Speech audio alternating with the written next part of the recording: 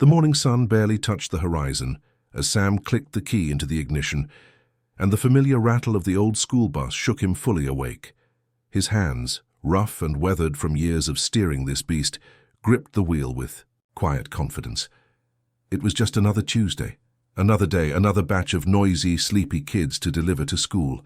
Same neighborhoods, same potholed streets, same rowdy laughter echoing inside the bus walls. But Sam liked it that way. He liked the predictability. The same kids getting on, shouting their hellos or ignoring him completely. The same mothers waving from porches with coffee mugs in hand. It was steady. It was safe.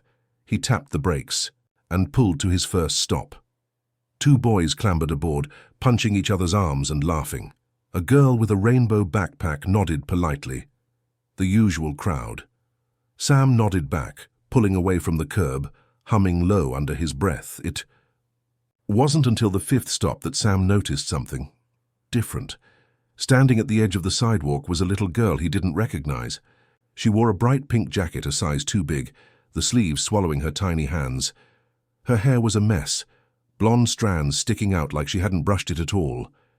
Clutched tightly in her arms was a faded purple backpack, hugged to her chest like it was the only thing she trusted in the world. Sam frowned. Where were her parents? No adult stood nearby, no mother waving, no one watching to make sure she got on safely. The doors hissed open, and the girl hesitated. Her eyes flicked up at him, wide and unsure. For a second she looked like she might bolt, but then, almost like she remembered she had no other choice, she climbed aboard, head down. Sam cleared his throat. "Morning," he said, trying to sound friendly. The girl didn't answer. She shuffled to the third row back, sat by the window, and pressed her forehead to the cold glass. Sam watched her a second longer before pulling away. Maybe she was new in town. That happened sometimes. Maybe she was just shy. Still, a strange unease crept into his chest, something telling him this wasn't just first-day nerves. As he drove, he kept checking on her through the wide rear-view mirror. Most of the kids had already slipped into their usual bus chaos, shouting, laughing, tossing notes across the aisle. But the girl sat completely still. And then he saw it. She lifted her sleeve and wiped her face. Not just once. Again and again. Small trembling wipes like she didn't want anyone to see she was crying. Sam's throat tightened. He knew that kind of crying. It wasn't the kind you did because someone called you a mean name at recess. It was deeper. It was the kind of crying that came from fear. He kept driving, pretending not to notice, but the feeling wouldn't leave him. He told himself maybe it was nothing. Maybe she had a bad morning, or maybe she missed her old school. Kids were sensitive like that. But something didn't sit right. At the school, the bus began to empty. One by one, the regulars piled out, laughing and shoving. The girl hesitated. She stood up slowly, adjusting the backpack on her small shoulders. Her eyes darted around like she was afraid of being noticed. Then she moved toward the door. Sam kept an eye on her. Just before she stepped off, she turned slightly, glancing back at the seat she had been sitting on. Her mouth moved like she wanted to say something, a tiny movement barely there, but she swallowed it down and hurried off the bus. He watched her small figure merge into the sea of students rushing into the brick building. He thought about just leaving it, driving away like he was supposed to. But his gut, the same gut that kept him out of trouble during his years in the army, the same gut that had warned him when bad things were about to happen, twisted painfully. He put the bus in park, stood up, walked the narrow aisle to her seat. At first glance, nothing seemed unusual. Some crumpled candy wrappers, a torn worksheet from one of the other kids. But when he knelt down and looked underneath the seat, that's when he saw it. A small piece of paper, crumpled and hidden, like it had been shoved under there in a hurry. Heart pounding, Sam reached under and pulled it out. His rough fingers unfolded it carefully, almost afraid of what he might find. The handwriting was shaky, big, messy letters, the kind a young kid would make, but the words were clear, and they knocked the breath clean out of him. "Help me. Please. He's going to hurt me again." For a long moment, Sam just stared at the paper. The world around him seemed to fade into silence. The kids, the bus, the morning suns, it all blurred away. All he could see were those desperate, terrified words, "Help me." Again. Sam's heart crashed against his ribs. He crumpled the note tightly in his fist and spun on his heel. He leapt down the steps of the bus 2 at a time and burst into the crowd of students. His eyes scanned the hallway, frantic. Where was she? Where was the girl? He pushed past teachers and students, ignoring their confused stares. He needed to find her. He needed to find her now, because whoever she was scared of, they might already be close. Sam's boots slapped hard against the linoleum floor as he pushed deeper into the crowd. Kids stared at him wide-eyed, parting like a sea around him, whispering to each other. A few teachers gave him questioning looks, but he barely noticed. His whole mind was locked on one thing, finding that little girl. He gripped the crumpled note so tightly his knuckles turned white. "Help me. Please. He's going to hurt me again." Those words were carved into his brain now, impossible to forget. The hallway split into 2, one wing toward the elementary classrooms, the other toward the middle schoolers. Sam figured she had to be one of the younger ones. She looked no older than 2nd or 3rd grade. He turned left, weaving through the throngs of students, scanning every small face, searching desperately. There was no sign of her. He pushed, opened the heavy door to the main office, heart hammering. A woman with short grey hair sat behind the front desk, looking up in surprise at his entrance. "Can I help you?" she asked, her voice cautious. Sam realized he probably looked half crazy, red-faced and wild-eyed. He tried to steady his breathing. "I'm the bus driver," he said quickly. "Route 14. A little girl got on today. Pink jacket, blonde hair. I don't recognize her. I think—" He hesitated, feeling the weight of the crumpled paper in his hand. "I think she might be in trouble." The secretary's expression shifted immediately. All business now. She picked up the phone and started dialing. "Hold on," Sam said, his mind racing. "If she's in danger, if someone's after her, we can't just announce it over the loudspeaker. She might run, or worse." The secretary froze with the receiver, in her hand, considering. Then she nodded grimly and set the phone down. "Okay," she said, "let's find the principal." Minutes later, Sam found himself standing in the principal's office, the note spread out on the desk between them. Principal Harris, a tall, stern man with deep lines around his mouth, read it slowly, his face growing darker with every second. "You found this under her seat?" he asked. Sam nodded. "Right after she got off." The principal pressed his fingers together. "We don't have any new students scheduled today. None at all." "Are you sure she wasn't with another group?" Sam shook his head firmly. "She got on alone, no parents. No backpack tag, nothing." Harris rubbed his temples. "All right, we'll check security footage and call the police." He looked at Sam sharply. "You said you saw which way she went?" Sam nodded again, more certain now. "Toward the elementary wing." The principal reached for his walkie-talkie, barking quiet instructions to a few trusted staff members to quietly search for the girl without alerting the students. Sam didn't wait. He turned and left the office, retracing his steps, scanning every hallway, every classroom door cracked open. The further he went, the more a sick feeling built in his gut. Something was wrong. The school should have felt safe, teachers chatting, kids laughing. But it didn't. It felt too quiet, too normal, like the danger was hiding just out of sight. Then, from the far end of the hall, he heard it. A door slam. A soft yelp, quickly muffled. Sam broke into a sprint. He rounded the corner just in time to see a man, heavy-set, wearing a janitor's uniform, dragging a small figure down a maintenance hallway. The pink jacket flashed briefly before disappearing around the corner. Sam didn't think. He just ran. "Hey!" he shouted, his voice booming down the hall. The man froze, turning his head slightly. Sam caught a glimpse of his face, rough, unshaven, cold eyes. The man tightened his grip on the girl, who struggled weakly, and yanked her forward, disappearing again down another corridor. Sam chased after them, adrenaline roaring through his veins. Years ago, in another life, he'd been trained for moments like this, moving fast, heart steady, mind razor-sharp.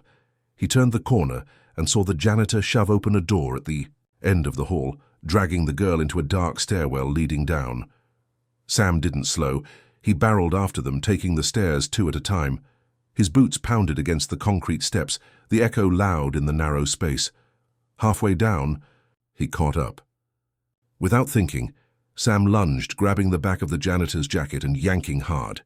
The man stumbled, losing his grip on the girl.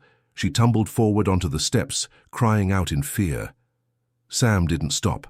He shoved the man hard against the wall.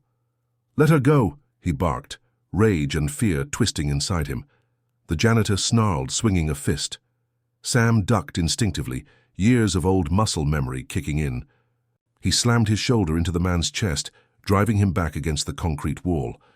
The girl scrambled up, clutching her backpack again like a shield. "Go," Sam shouted over his shoulder at her. "Run! Find help!" For a second, she hesitated, frozen in terror. Then her little legs kicked into motion, and she bolted up the stairs, her small pink figure disappearing into the light above. Sam turned back just in time to catch the janitor lunging at him again. This time, Sam was ready. He dodged, hooked his arm around the man's neck and wrestled him to the ground. The janitor thrashed, cursing and spitting, but Sam held tight, pinning him down. Moments later, he heard footsteps pounding down the stairwell. 2 teachers and Principal Harris appeared, followed closely by 2 police officers. One of the officers barked an order, and Sam released his grip, stepping back, chest heaving. The officers moved in swiftly, cuffing the man and hauling him to his feet. The little girl stood at the top of the stairwell now, trembling but safe. Clutching the railing with both hands, Sam locked eyes with her, and she gave a tiny, broken smile. Relief flooded through him so fast he nearly staggered, but deep down he knew. This wasn't over yet. This was only the beginning. The hallway outside the stairwell was a blur of flashing lights, hushed voices, and curious stares. Students had been ushered into classrooms, but that didn't stop. Them from peeking out, wide-eyed and whispering behind half-closed doors. Sam leaned against the cool wall, feeling the adrenaline slowly drain out of him, leaving a deep, aching tiredness in its place. The little girl sat on a bench just a few feet away, a blanket wrapped around her tiny shoulders. One of the school nurses hovered close, whispering soft reassurances Sam couldn't quite hear. The girl clutched a styrofoam cup of hot chocolate with both hands, but it barely seemed to register with her. She stared straight ahead, wide-eyed, still trapped somewhere inside her own fear. Principal Harris stood nearby, talking quietly with the 2 officers. Every so often they glanced over at Sam, nodding seriously. He wasn't worried about that. He didn't regret tackling that bastard. If anything, he wished he'd hit him harder. Finally, one of the officers, a young woman with a no-nonsense look, approached Sam. "We need to talk," she said. Her badge read, Officer Lane. Sam nodded and followed her into an empty classroom. She closed the door gently behind them. "You did the right thing," she said first, offering a small, genuine smile.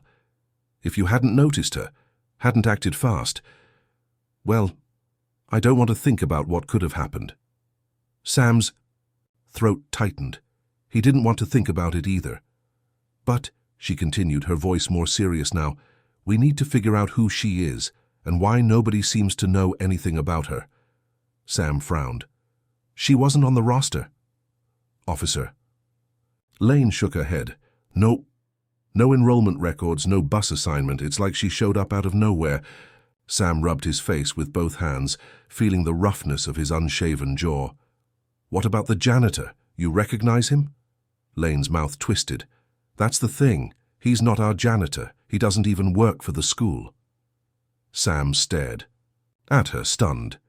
"He was wearing a stolen uniform," she explained. "Security footage shows him sneaking in through a side door early this morning before the first bell." Sam swore under his breath. "So he was waiting for her?" Lane nodded grimly. "Seems that way, which means this wasn't random."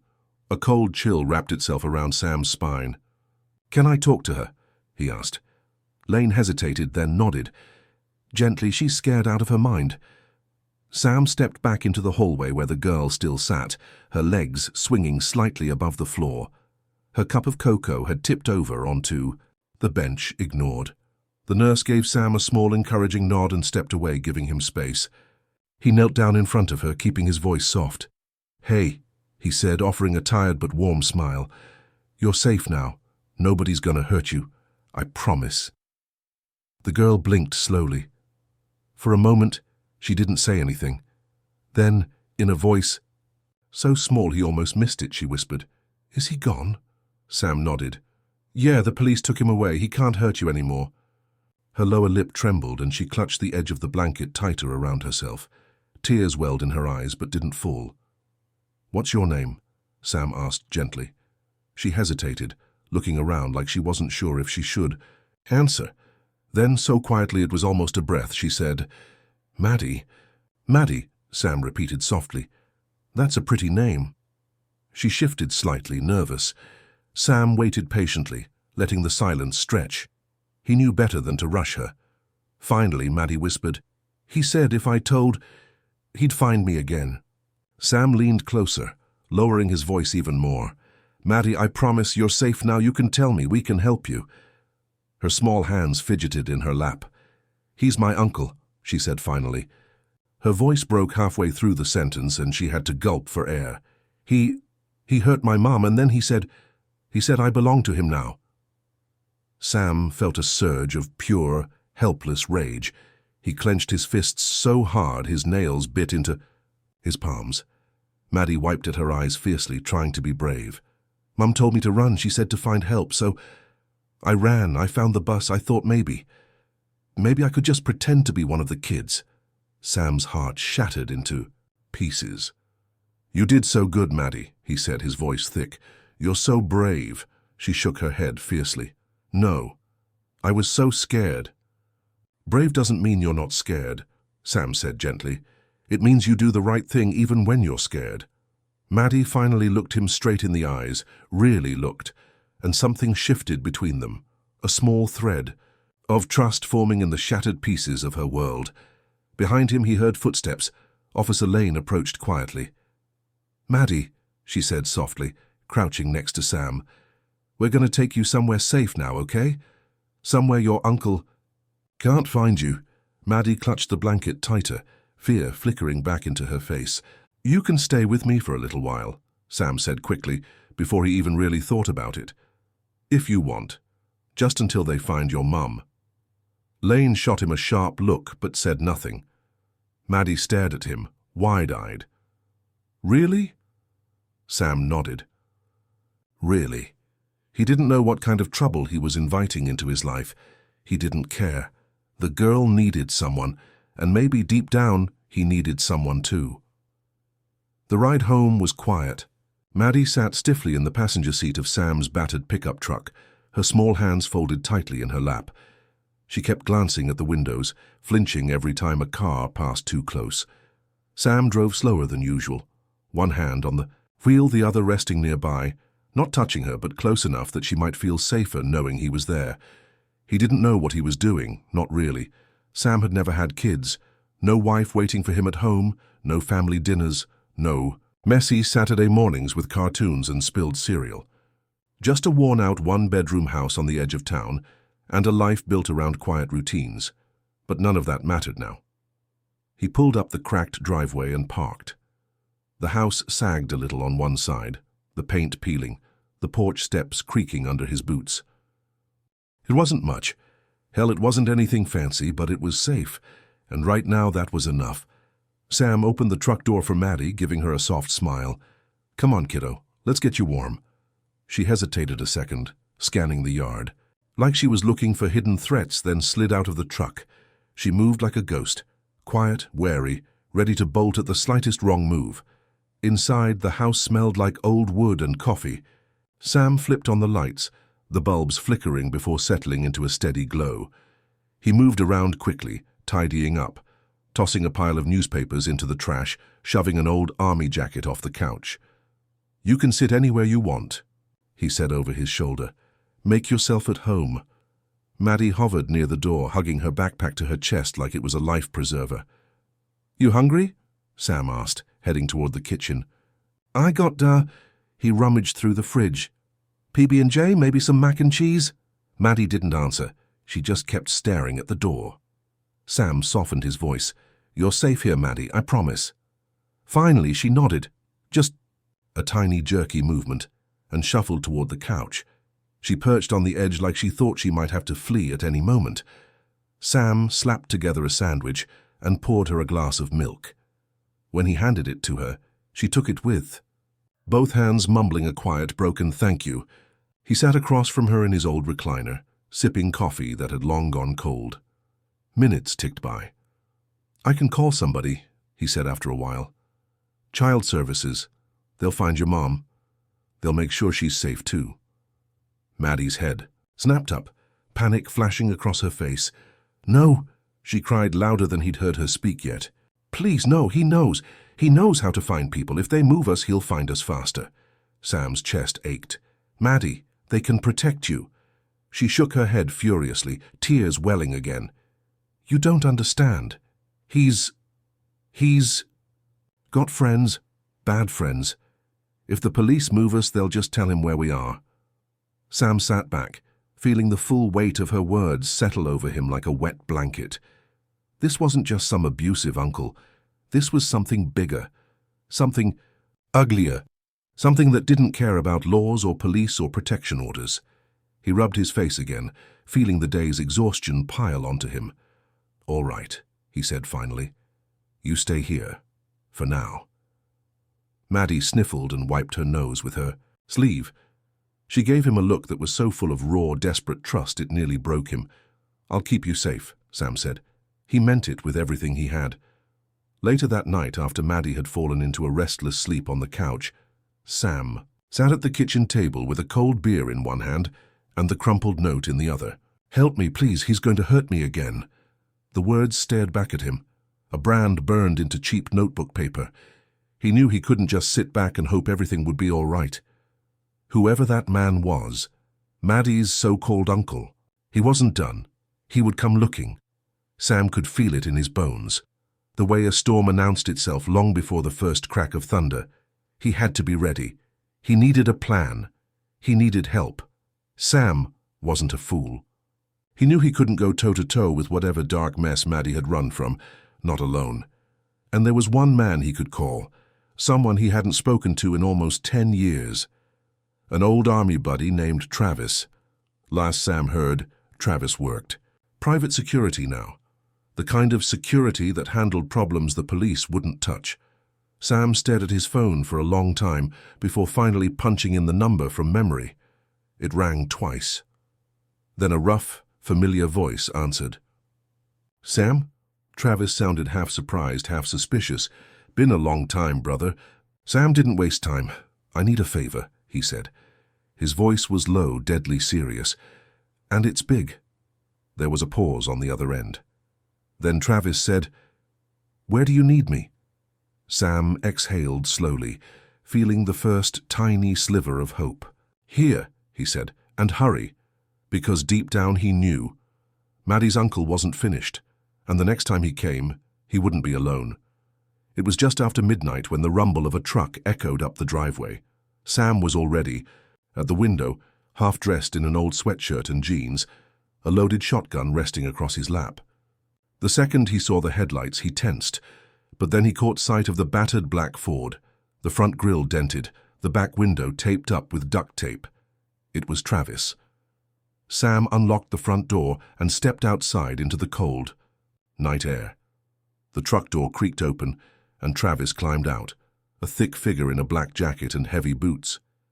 His hair was longer now, peppered with grey, but his eyes were exactly the same, sharp, suspicious, hard. They stood there for a second, staring at each other across the cracked porch, two soldiers who hadn't shared a word in almost a decade. Finally, Travis gave a short nod. You look like hell, he said, a ghost of a smile tugging at the corner of his mouth. You came, Sam said, voice rough. Travis shrugged like it was nothing. Owe you too many favors to start counting now. Sam gestured him inside, and Travis followed. Maddie was still asleep on the couch, curled into a tight ball under a mountain of blankets. Travis noticed her immediately, his gaze sharpening. That her? He asked quietly. Sam nodded. Travis's face darkened. She looks like she's been through a war. Sam tossed him the crumpled note. Travis read it once, his jaw clenching. "You weren't kidding," Travis muttered. Sam dropped into a chair across from him. "She says it's her uncle. Says he's got people. Bad people." Travis didn't ask for details. He didn't need them. He'd seen enough bad in his life to recognize it when it left its fingerprints on a kid. "You think he's coming tonight?" Travis asked. Sam hesitated, glancing toward the dark windows. "I don't know," he admitted. "But if he is, I'm not going to be caught flat-footed." Travis gave a grim smile. "That's the Sam I remember." They got to work. First thing, Travis pulled a duffel bag out of his truck, loaded with gear Sam hadn't seen in years. Body armor, flashlights, extra. Ammo. Even a few nasty surprises he wouldn't have dreamed of keeping in his house otherwise. They secured the windows first, hammering in old boards Sam had stashed in the garage. Then they rigged up a few traps, tripwires across the porch, an old bell tied to the back door handle that would jingle if it moved. Nothing fancy, just enough warning to buy them a few precious seconds if someone tried to come through. They worked fast, quietly, like old instincts waking up after a long sleep.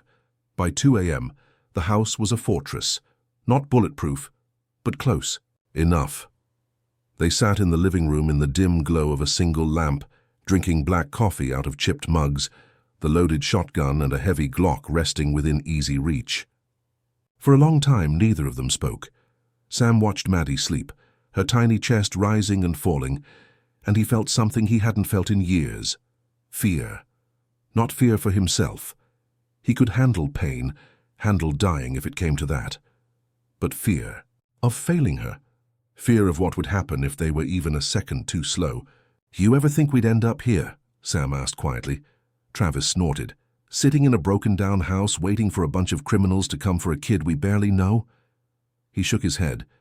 "Not exactly how I pictured retirement." Sam gave a low, humorless chuckle. A light mist of rain began tapping against the windows, the sound soft and steady. It made the night feel even darker somehow, heavier. Sam felt the tension stretching tighter with every passing minute. He checked his watch, 3:12 a.m., still nothing. Part of him hoped they'd made a mistake, that Maddie's uncle had given up, that he'd gotten scared off when the police took him away. But deep down, Sam knew better. Men like that didn't quit. They didn't run, especially not when they thought someone had taken something that belonged to them. Suddenly, Maddie whimpered in her sleep. She twisted under the blankets, her face scrunching in fear. Sam was at her side instantly, kneeling down. "It's okay," he whispered, brushing a stray hair from her forehead. "You're safe, I promise." Her eyes fluttered open, glassy with half-formed dreams. "Is he coming?" she asked in a trembling voice. Sam swallowed hard. "Not if we have anything to say about it." She nodded, her small body relaxing a little. But Sam could still see the fear simmering beneath her brave little face. When Maddie finally drifted back to sleep, Sam stood and turned to Travis. "How bad do you think it's gonna get?" he asked. Travis was cleaning the Glock, his movements slow and methodical. "Bad," Travis said simply. "If he's got people, real people, the kind who don't care about cops or cameras, they'll come heavy, and they won't knock." Sam nodded, grimly. He wasn't afraid of a fight, but tonight the stakes were different. Tonight they weren't just fighting for themselves, they were fighting for her. And if those bastards wanted to take Maddie, they were going to have to go through two men who knew exactly how to stand their ground and had nothing left to lose. The first sign of trouble came at 3:46 a.m., the soft jingle of the bell tied to the back door. Sam and Travis locked eyes. Across the room, both immediately snapping awake like wolves hearing a twig break in the woods. No words were needed. They moved automatically, silently slipping into position. Sam grabbed the shotgun, checking the safety with a soft click. Travis pocketed the Glock and pulled a small hunting knife from his belt. They killed the lamp, plunging the room into darkness, save for the faint glow from the streetlights outside.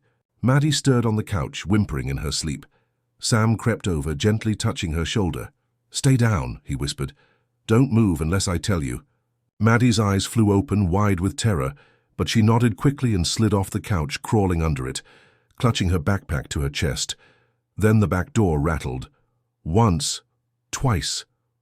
Sam aimed the shotgun squarely at the kitchen doorway. The door creaked open slowly, squealing on its rusty hinges. For a few heartbeats there was nothing but rain tapping against the roof, the ticking of the old clock on the mantel. Then they stepped inside. Two men, faces hidden under dark hoods, boots soaking wet, guns drawn, moving fast, silent, professional.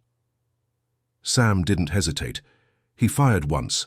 The shotgun roared like thunder, and one of the men stumbled back, clutching his shoulder, crashing into the kitchen table with a loud crash. The other ducked low and fired back, the crack of gunfire deafening in the tiny house. Sam dove behind the couch just as the bullets ripped into the wall where he'd been standing. Travis moved like a ghost, staying low, circling wide. In one smooth, practiced motion, he crept behind the shooter and slammed the butt of the Glock into the back of the man's head. The man dropped like a sack of rocks, out cold. Sam reloaded quickly, heart pounding in his ears. Another jingle, this time from the front porch. "They're coming both sides," Travis growled. Sam gritted his teeth. "Bastards are trying to box us in." He scrambled over to Maddie, pulling her out from under the couch. "Go," he whispered fiercely, guiding her toward the hall closet. "Get in there. Lock it from the inside. Don't open it until it's me." Maddie nodded, tears streaming down her face. She ran for the closet, slipping inside and twisting the old rusty lock with trembling hands. Sam turned back just in time to see the front window shatter inward. 3 more figures stormed through, moving fast, shouting to each other in clipped professional code. Sam and Travis opened fire. The living room exploded into chaos. Splintered wood, shattered glass, the sharp metallic smell of gunpowder filling the air. Sam nailed one of the attackers in the leg. He screamed, crumpling to the ground. Another ducked behind the broken window frame, exchanging gunfire with Travis, who cursed under his breath as a bullet grazed his upper arm. "Son of a bitch!" Travis snarled, ripping a strip from his jacket to tie around the wound without even flinching. Sam gritted his teeth, firing again. They were outnumbered, outgunned, but not outmatched. Every inch of ground in that house meant something. Every chair, every corner, every shadow. Sam and Travis used it all. They moved like hunters, fast and deadly, turning the small house into a battleground. Another attacker tried to make it down the hall, toward the closet where Maddie hid. Sam saw him just in time. He barreled into the man, slamming him against the wall so hard the drywall cracked. They struggled fiercely, the man drawing a knife. Sam caught his wrist, twisting until the blade clattered to the floor. With a brutal punch to the gut, he dropped the man, leaving him gasping on the floor. More gunfire cracked from the living room. Sam heard Travis grunt, then a body hit the floor hard. It felt like hours. In reality, it was less than 5 minutes. 5 minutes of pure, brutal survival, and then silence. The last attacker dropped his weapon and bolted through the broken front door, disappearing into the rain. Sam didn't chase him. He sank down against the wall, breathing hard, the shotgun resting across his lap. Travis limped over, blood staining, his sleeve but a savage grin on his face. "We're still standing," he said hoarsely. Sam managed a rough laugh. "For now." Carefully, he moved to the hall closet and knocked softly. "Maddie?" he called. "It's me. It's over." The door creaked. "Open." Maddie stood there, pale and shaking but unharmed. She threw herself into Sam's arms, sobbing into his chest. He held her tight, his own hands trembling now, the delayed shock finally creeping in. "You're safe," he whispered into her hair. "I got you, you're safe." But deep down, even as he said it, he knew it wasn't entirely true. They had survived tonight, barely, but Maddie's uncle hadn't been among the attackers, which meant the worst was still coming. The storm hit just before dawn. Sam stood on the broken front porch, the shotgun heavy in his hands, the rain plastering his hair to his forehead. His muscles ached from the fight earlier. His side was bruised deep from when he'd slammed into the wall, but none of that mattered now. Out there, somewhere beyond the tree line, Maddie's uncle was coming, and this time he wasn't sending hired thugs. This time he was coming himself. Behind Sam, the house was a wreck, shattered windows, broken furniture, blood smeared across the floor. Travis was inside, patching himself up the best he could, while Maddie stayed hidden in the back bedroom, locked behind 2 doors and a heavy chest of drawers they'd shoved in front of it. Sam shifted his weight, feeling the mud squelch under his boots. The air was too quiet. No birds, no crickets, just the sound of rain dripping from the trees. And something else. Engines. Sam's stomach dropped as headlights flared between the trees. 2 black SUVs rolled slowly up the driveway, crawling like predators. The front one stopped about 30 yards away, its high beams cutting harshly through the rain. The driver's door opened, and there he was, Maddie's uncle. He looked nothing like Sam expected. No greasy drunk, no ragged runaway. He was tall, clean-cut, wearing a neat jacket and dark jeans, his boots polished. His hair was slicked back from a sharp widow's peak, and his face. His face was pure ice, calm, cold, dead inside. Sam recognized the type instantly. The worst kind of monster, the kind who wore a human face like a mask. The uncle, Sam heard someone call him Rick from inside the SUV, smiled faintly when he saw Sam standing there. "Well, well," Rick called out, his voice smooth, mocking. "The bus driver, you made quite the mess, old man." Sam said nothing. Rick spread his arms as if he were offering a blessing. "You've been busy, took out my boys, not bad for an amateur." Sam lifted the shotgun slightly, not enough to fire, but enough to make it clear he wasn't in the mood for games. Rick chuckled. "You got spirit, I'll give you that." The passenger doors opened. More men climbed out, 6 this time, maybe 7, all armed, all moving with the easy confidence of people who had done this kind of work before. Sam didn't move, didn't blink. Inside the house he heard Travis cock the Glock. They were ready, or as ready as they could ever be. Rick took a step closer, hands still out to his sides. "I'm only here for the girl," he said, voice dripping with false kindness. "You give her to me, and we walk away. No more blood." Sam shifted the shotgun onto his shoulder, the movement slow, deliberate. "You're not touching her," he said. His voice was low and steady, carrying clearly over the rain. Rick's smile didn't even flicker. "Come on," he said, almost laughing. "You think you're the first bleeding heart to try and save her. You don't know what you're getting into, old man." Sam's jaw tightened. "I know enough," he said. Rick's face hardened, the fake charm peeling away. "You don't," he said coldly. "You don't know who I work for. You don't know what she's worth." Sam's heart slammed against his ribs. What she's worth. Not what she means. Not who she is. What she's worth. Sam's blood ran cold. This wasn't just some twisted family drama. This was bigger, darker. Maddie wasn't just some runaway. She was something they were willing to kill and die for. "Last chance," Rick said, his voice dropping low and sharp. "Hand her over." Sam shook his head. Rick sighed like a disappointed father. Then he stepped back and waved his hand once. The men raised their guns. Sam ducked instantly, diving back into the house just as the first shots shattered what little glass was left in the windows. Bullets ripped through the walls, splinters of wood and drywall exploding around him. Travis was already moving, dragging a heavy bookshelf in front of the living room doorway for cover. Sam slid behind the couch, firing back through the broken window. He caught one of Rick's men in the shoulder.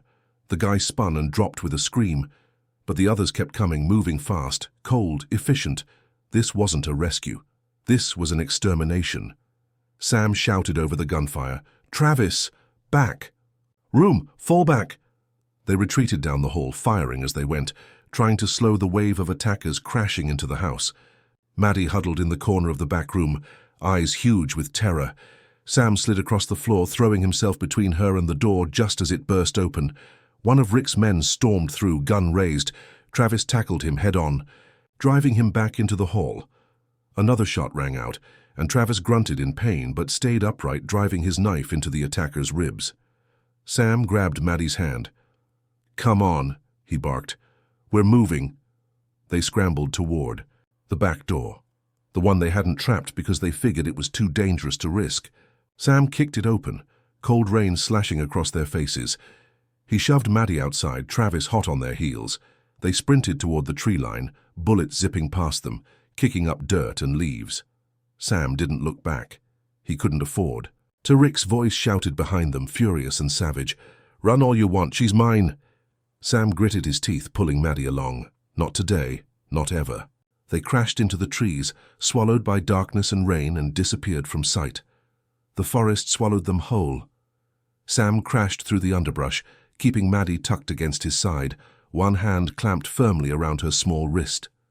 Travis followed close behind, moving slower now, favoring his wounded leg, but still refusing to fall. Behind them, shouts and flashlight beams cut through the darkness, chasing them like wolves. Rain lashed through the trees, making everything slick and dangerous. Branches whipped Sam's face, tore at his clothes, but he didn't slow down. He couldn't. They reached an old drainage culvert, a giant rusted pipe, half buried in mud, and vines. Sam knelt by it, breathing hard, squinting into the pitch-black hole. "This way," he panted. Travis didn't argue. He limped over and squeezed inside first, dragging himself through the narrow space. Sam pushed Maddie in next, then followed, crouching low to keep from banging his head on the metal. Inside, the air was damp and foul, but it was shelter. It was cover. They moved quietly, deeper into the tunnel until the sounds of pursuit grew fainter, swallowed by the roar of the rain. Finally, they stopped. Sam leaned against the wall, feeling the weight of everything crush down on him. Exhaustion, pain. Travis slumped to the ground, cursing under his breath, tying a tighter bandage around his bleeding leg. Maddie curled up next to Sam, shivering violently. He wrapped an arm around her, trying to share what little warmth he had left. "We can't keep running," Travis said, voice low and grim. "They'll track us. Sooner or later they'll find us." Sam nodded, jaw clenched. They were out of time. He looked down at Maddie. She was so small, so fragile. But there was something else too, something burning behind those scared little eyes. Strength, fight. "Maddie," Sam said gently, "why do they want you so bad?" She swallowed hard, staring down at her muddy sneakers. They said I was special," she whispered. "That my blood was—" Sam frowned. "Your blood?" She nodded, trembling. "My mom—" She choked, wiping her nose on her sleeve. "She worked for them. She made them angry, took something from them. Me." Sam's heart twisted painfully. Travis leaned forward, his expression grim. "Who are they, kid?" he asked. "Who's after you?" Maddie hesitated, then whispered a single word. "Project Dawn." Sam and Travis exchanged a sharp glance. Sam didn't know the name, but Travis's face turned to stone. "I've heard rumors," Travis muttered. "Private labs, black ops, genetic testing." He looked at Maddie with something close to horror. "They weren't trying to save you," he said. "They were trying to own you." Maddie hugged herself tighter. I'm not sick," she said. "I'm not a freak, They said my blood could heal people, make them stronger." Sam stared at her, realization slamming into him like a freight train. That's why Rick and his men wanted her so badly. Not because she was family, because she was a product, property. And to them, Sam and Travis were just obstacles standing in the way of a paycheck. Sam felt his rage settle into something cold and heavy. They weren't going to stop, not until Maddie was theirs or dead. "All right," Sam said, voice rough. "We make a stand here." Travis raised an eyebrow. "Here? In a goddamn sewer pipe?" Sam nodded. "They expect us to keep running, to be scared. We hit 'em first." Travis grinned, bloody and savage. "I like it." They moved fast. Sam found an old maintenance hatch about 20 yards down the tunnel. It opened into a thicket on the far side of the woods. They rigged a few traps, sharpened sticks buried under leaves, tripwires strung low between trees, bottles dangling from branches to serve as alarms. They didn't have much, but they had enough. Sam knelt beside Maddie, checking the little pistol. Travis had handed her. Her small fingers trembled as she held it, but she nodded fiercely when he looked at her. "You stay hidden," Sam said firmly. "No matter what you hear, no matter what happens. You stay down." Maddie nodded, tears brimming in her eyes but refusing to fall. "I trust you," she whispered. Sam gave her a tight, painful smile. Good girl. And then the night shattered. Flashlights swung through the trees, voices barking orders, figures moving fast, spreading out. Rick's voice rang through the storm, calm and cruel. You can't hide, old man. Hand her over, and maybe... We don't burn you alive. Sam exchanged a look with Travis. No turning back now. The first attacker hit the tripwire, went down hard with a scream as sharpened sticks impaled his leg. Gunfire erupted. Sam and Travis fired from cover, moving fast between the trees, never staying in one place too long. They dropped 2 men quickly, chaos splintering Rick's organized hunt. But there were too many. Sam heard Travis grunt, saw him stagger back, clutching his side. Another attacker rushed Sam. He spun, slamming the butt of his shotgun into the man's face. It wasn't enough. They kept coming, pushing, hunting. Finally, Rick himself stepped into the clearing, a pistol in one hand, a wicked grin on his face. You made this messy, Rick said, raising the gun. Sam stood between him and Maddie, out of ammo, bleeding, barely able to lift his arms. Rick's finger tightened on the trigger, and then a shot rang out. Rick jerked back, shock plastered across his face. He fell to his knees, blood blooming across his chest. Behind him, Maddie stood, hands trembling, the little pistol Travis gave her still smoking. For a long moment, no one moved. Then Rick slumped forward into the mud, dead. The remaining attackers, seeing their boss fall, scattered into the trees like rats, disappearing into the storm. It was over. It was finally over. Sam dropped to his knees, pulling Maddie into his arms. You did it, he whispered hoarsely. You saved yourself. She sobbed against him, clinging like she'd never let go. Travis limped over, grinning through bloody teeth. Remind me never to piss off that kid, he rasped. Sam laughed, a broken, grateful sound. For the first time in days, in weeks, in years, Sam felt something like peace settle over him. Maddie was safe, they were free. And this time no one was taking her away again.